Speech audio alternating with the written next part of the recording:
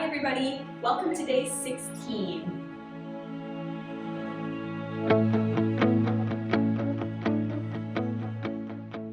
Today we are going to get into some of our lunging-like poses. So a lunge is when one foot is forward with the knee bent and one leg is back, whether the knee be up, off the ground, or on the mat.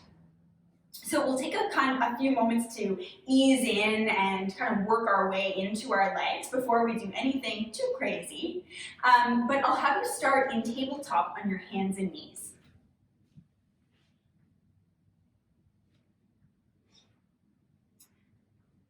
All right, so as usual in our tabletop pose, spread your fingers nice and wide. Make sure you're in a safe place, a place where you feel good. And today we're just gonna start off by warming up the hips a little bit. You can move them side to side. Take note on how you feel, what's happening.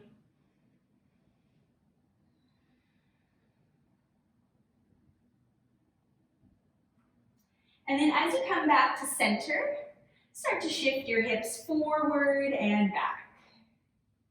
Warming up into the wrists a little bit.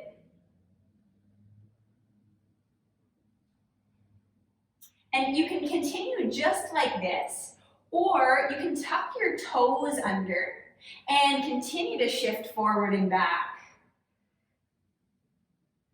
giving your feet a chance to warm up. All right, and then as you come back to center, untuck your toes, bring your knees a little bit closer together, and then pull your belly in so that you feel strong and active through your core and your midline. And then from here, start to circle out through your hips. And we'll do this a few times each way. Notice what your full range of motion is like today.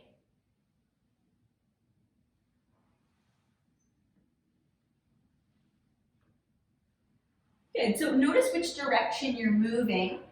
And then when it feels natural to pause, do that. And then move the opposite way.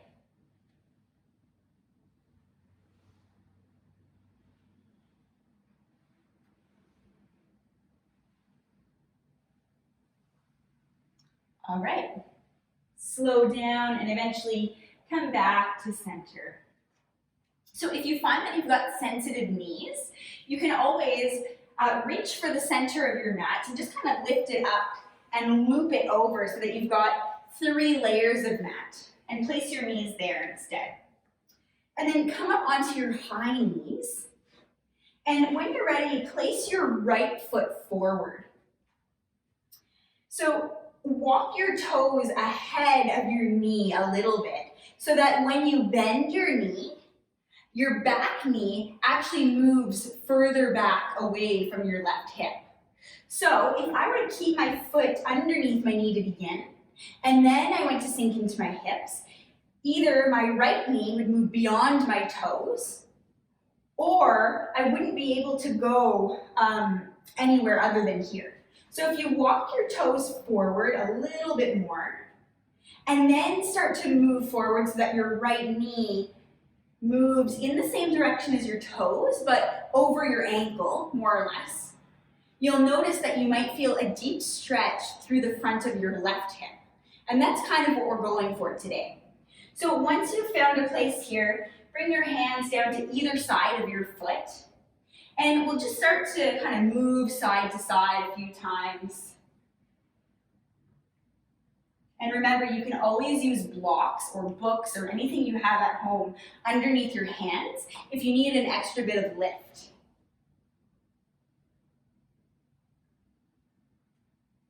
And then you might start to shift forward and back a little bit.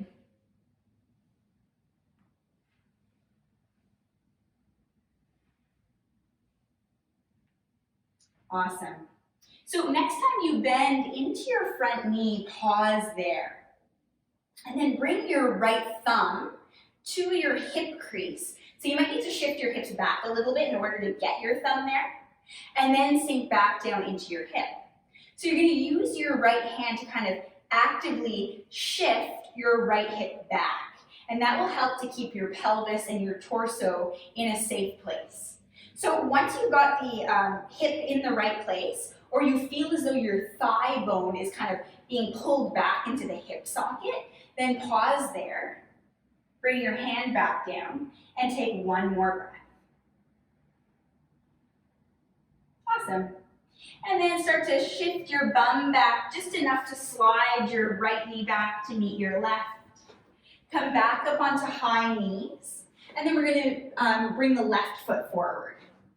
So take as much time as you need to get here. And then walk your left toes forward a little bit more so that when we bend into the front knee, we start to open up through the front of the right hip. All right, bring the hands down. And again, you can kind of shift around, work your way into the hips and the surrounding muscles.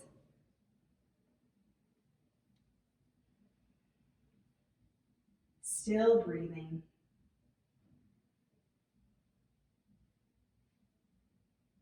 And then you can shift forward and back a little bit. Anything that feels good.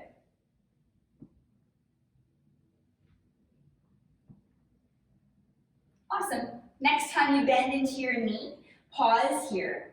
This time bring your left thumb to the left hip crease. And then use that to kind of actively pull the thigh bone back. And you might see a shift through my hips as I do this. So this is knee forward, and then I'm going to guide my left hip back. Awesome. Take one more breath. And then slide the knee back. If your mat is looped over, then let it out long once again. And this time we're going to tuck the toes under and press the hips up and back, downward facing dog. Good, so take a moment to pedal out through your feet. Good, and lift and lower your heels a few times.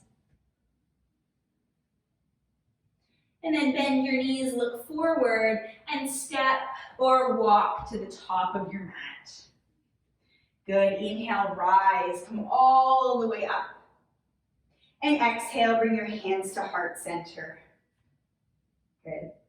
So root down into your feet. Notice how your foot connects to the mat below you. And as we come into our high crescent pose, make sure that whatever foot is forward has that same feeling. It's supporting you because it's connected to the mat. So from here, you're going to transfer your weight into your right foot. And then just place the left toe back behind you slightly.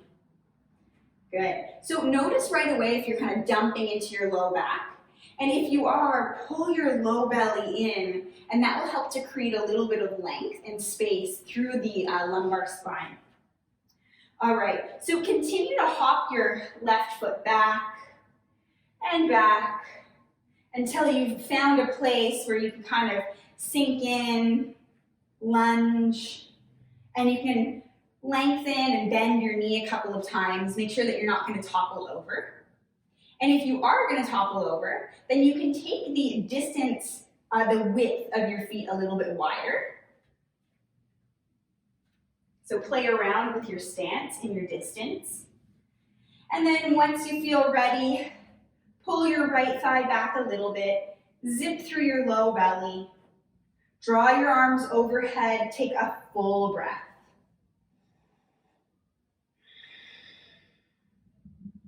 Good, release your arms down. Slowly walk your left foot forward and come back to the top of your mat.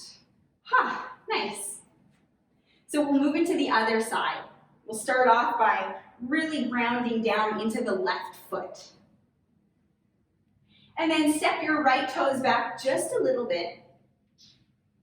Remember to pull the belly in, lift the chest. And without dumping into the low back, continue to step your right toes back and back until you've found your way into a safe lunge. Okay, shift your left hip back, pull your belly in, lift your heart, reach up, take a full breath.